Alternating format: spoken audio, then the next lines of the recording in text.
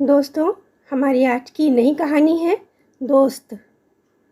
यह कहानी 4 करीबी दोस्तों की है जिन्होंने एक ही स्कूल में 12वीं तक की पढ़ाई की थी। बोर्ड परीक्षाएं समाप्त होने के बाद चारों ने तय किया कि स्कूल के पास के एक बड़े होटल में जाकर दोपहर का भोजन खाएंगे और थोड़ा समय एक साथ बिताएंगे। क्योंकि आगे की पढ़ाई के लिए सबको अलग अलग जाना था, इसलिए एक दिन निश्चित कर चारों साइकिल से ही स्कूल के पास बने उस बड़े होटल में पहुंच गए।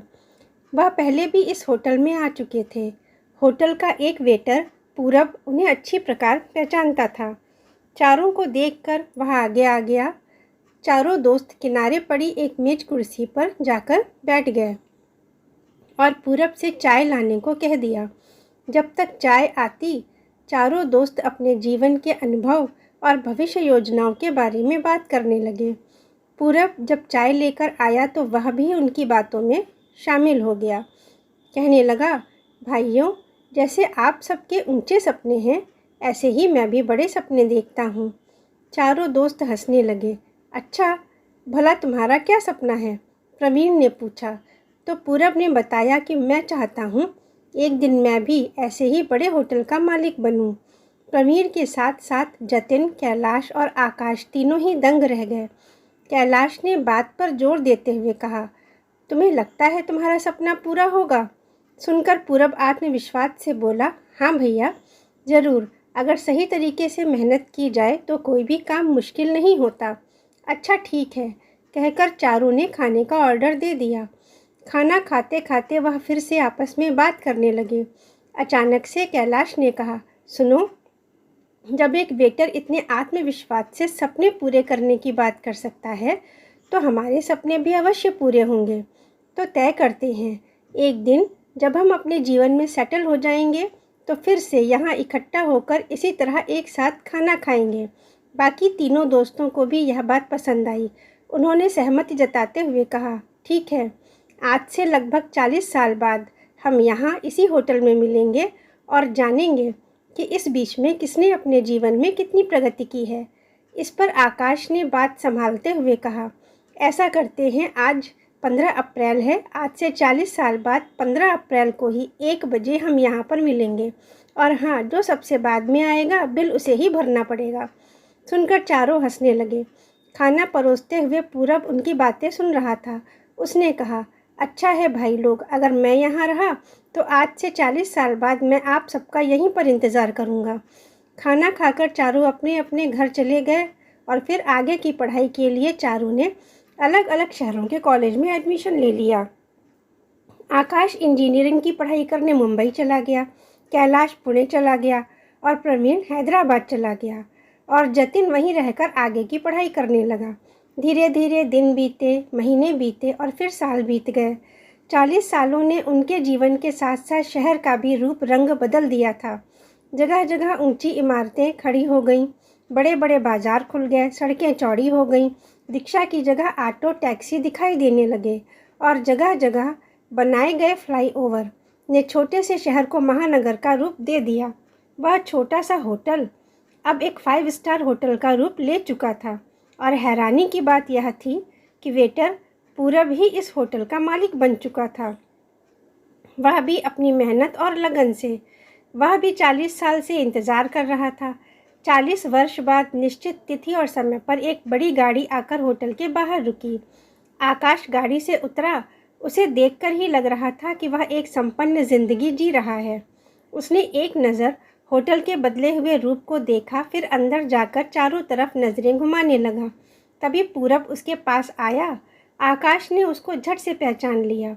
उसने यह जानकर खुशी जताई कि पूरब वाकई में होटल का मालिक बन चुका है।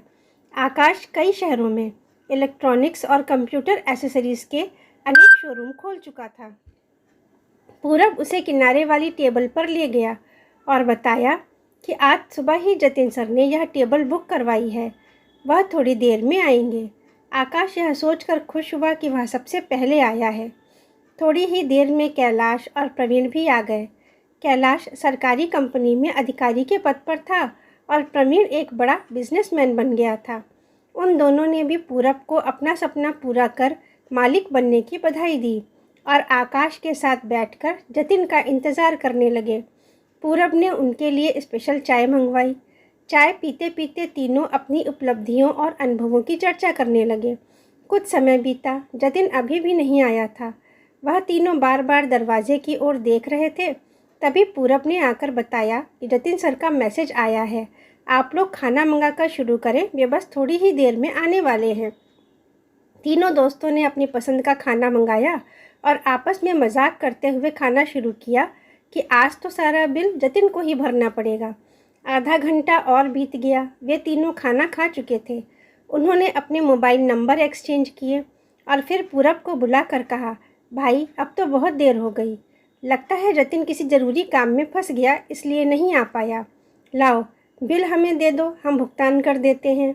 साथ ही जिस नंबर से जतिन का मैसेज आया था वो नंबर भी हमें दे दो, हम आपस में बात कर लेंगे। पूरब ने मोबाइल से नंबर दिया और कहा, बिल का भुगतान तो ऑनलाइन किया जा चुका है, आप लोग थोड़ी देर और बैठिए, जतिन सर बस पहुंचने वाले होंगे। तभी एक युवक ने होटल में प्रवेश किया। लंबी चौड़ी कदकाठी। तीनों उसे देखकर चौंक उठे। वह उन तीनों के पास आया, तीनों के पैर छुए और अपना परिचय देते हुए बोला, मैं पारस हूँ, जतिन जी का बेटा। अरे वाह, कहते हुए तीनों ने उसे गले लगा लिया और पूछा, तुम तो आ गए बेटा, पर हमारा दोस्त जतिन कहाँ है? हम कब से उसका इंतज़ार कर रहे हैं। इस पर पारस थोड़ा मायूस होकर बोला, जी अब वह इस दुनिया में नहीं, लगभग 25 दिन पहले ही वह हमें छोड़कर चले गए। पिछले 6 महीने से वह कैंसर से जूझ रहे थे। आज के दिन का उन्हें बहुत इंतज़ार था। वह चाहते थे कि थोड़ा समय और मिल जाए, पर कहते कहते पारस की आवाज़ रुंध गई। क्या? तीनों दोस्तों की आंखों से आंसू की धार बह निकली। पर यह सब, जी यह सब मैंने किया, उन्हीं के कहने पर। अपनी बीमारी के समय ही उन्होंने मुझे सब बता दिया था। उन्हें विश्वास था कि आज आप तीनों यहाँ अवश्य आएंगे। उनके कहने पर ही मैंने यह सारी व्यवस्था की थी। लेकिन अगर तुम पहले ही आ जाते तो हमें पता चल जाता इस बारे में। नहीं, उन्होंने मुझे मना किया था। उन्होंने कहा था कि अगर मैं जीवित रहा तो अपने दोस्तों से अवश्य मिलूँगा और उनके साथ इस पूरे दिन का आनंद लूँगा। लेकिन अगर मैं ना रहूँ तो तुम मेरी तरफ से उनके लिए सारी व्यवस्था कर देना और उनसे मिलने के लिए बाद में जाना, क्योंकि अगर उन्हें पहले पता चला तो वे दुखी हो जाएंगे। इसलिए मैं नहीं आया। अगर मैं पहले आता तो आप एक दूसरे से मिलने की इस खुशी को भी खो देते। कहते हुए पारस ने दोनों हाथ जोड़ दिए। तीनों दोस्त स्तब्ध और निशब्द थे। एक अच्छे दोस्त को खो देने का दुख आंखों में उमड़ आया था। अचानक आकाश ने कहा, अगर हम कुछ दिन पहले आए होते तो अवश्य ही जतिन से मिल पाते। हमने एक दूसरे से मिलने के लिए इतना लंबा इंतज़ार किया, पता ही नहीं था कि हमारे एक दोस्त के बिछड़ने का समय आ जाएगा। इसलिए अब तय करते हैं कि हम हर महीने इसी होटल में आकर एक दूसरे से ज़रूर मिलेंगे, क्योंकि ज़िंदगी का क्या भरोसा, कब कहाँ किसका साथ छूट जाए। रह जाएंगी यादें, सिर्फ धुंधली यादें। दोस्तों, कहानी लिखने वाले का आभार। मुझे अच्छी लगी तो आप सभी के साथ साझा की, एक नया रूप देकर। अगर आपको भी कहानी पसंद आई है तो इसे लाइक करें, शेयर करें और इसी तरह अपनों के साथ, दोस्तों के साथ मिलते रहिए, जुड़े रहिए। धन्यवाद।